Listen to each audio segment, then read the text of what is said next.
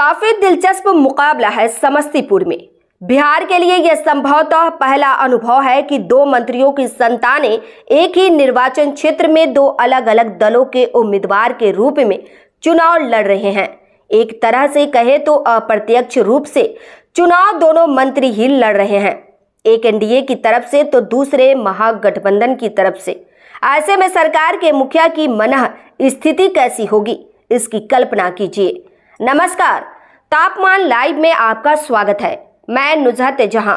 तापमान लाइव की महामुकाबला 2024 संवाद श्रृंखला की इस प्रस्तुति में निष्पक्ष विश्लेषण के रूप में समस्तीपुर संसदीय क्षेत्र का हाल जानिए।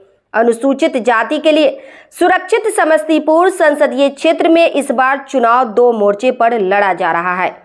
एक मोर्चे पर लोजपा आर और कांग्रेस के उम्मीदवार लड़ रहे हैं, तो दूसरे पर नीतीश कुमार के दो मंत्री बाना भांज रहे हैं, एक खुले रूप में तो दूसरे छिपे रूप में। दिलचस्प बात यह है कि दोनों जदयू के हैं। सामान्य समझ में उनकी इस भिड़ंत से जदयू की भद्द पीट रही है। सहयोगी भाजपा की नजरें भी नीची है। दूसरी तरफ जदयू में लफड़ा फंसा कांग्रेस और राजद के रणनीतिकार आनंदित हैं। ऐसा स्वाभाविक है। समस्तीपुर के चुनावी मुकाबले से भाजपा या जदयू का सीधा जुड़ाव नहीं है।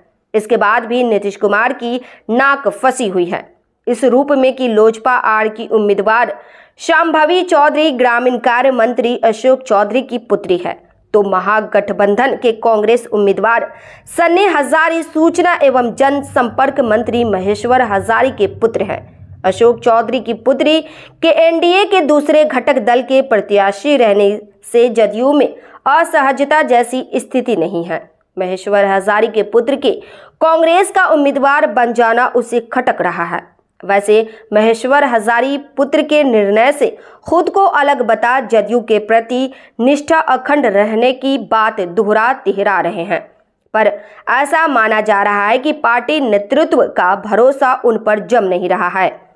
समस्तीपुर की चुनावी सभा में नीतीश कुमार की अप्रत्यक्ष चेतावनी को इसी नजरिए से देखा जा रहा है। इसके मद्देनजर चुनाव बाद मंत्री पद पर गाज गिरने की आशंका बड़ा आकार ले रही है। शांभवी चौधरी अवकाश प्राप्त आईपीएस अधिकारी आचार्य किशोर कुणाल की पुत्रवधू है। मुख्य मुकाबले के दोनों उम्मीदवार नए चेहरे हैं, पहली बार मैदान में उतरे हैं। सीधे तौर पर उनके खिलाफ कोई शिकवा शिकायत नहीं है। सन्नी हजारी समस्तीपुर जिले के खानपुर के प्रखंड प्रमुख है। उनके कार्यकलापों से स्थानीय लोगों में कुछ असंतोष हो सकता है। शांभवी चौधरी के साथ ऐसा कुछ नहीं। स्थानीय बनाम बाहरी का मुद्दा उछाल उन्हें घेरने की कोशिश अवश्य हो रही है, पर ज्यादा कामयाबी मिलती नहीं दिख रही है।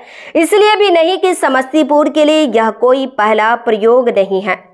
सत्ता विरोधी रुझान और एनडीए समर्थकों के एक तबके में नीतीश कुमार के प्रति नाराजगी से शांभवी चौधरी को जूझना जरूर पड़ रहा है।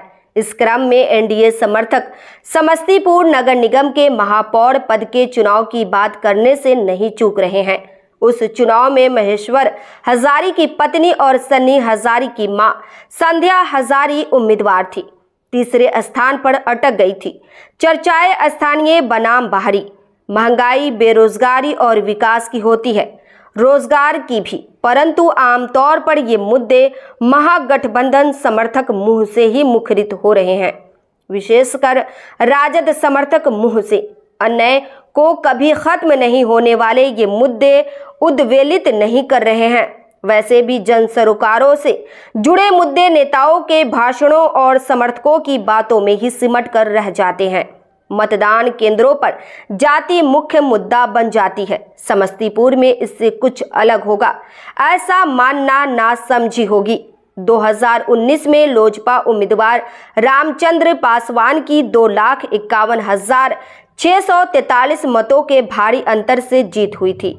चुनाव के कुछ ही माह बाद उनका निधन हो गया। उपचुनाव में उनके पुत्र प्रिंस राज की जीत तो हुई, पर मतों का अंतर 1,02,290 पर लुढ़क गया।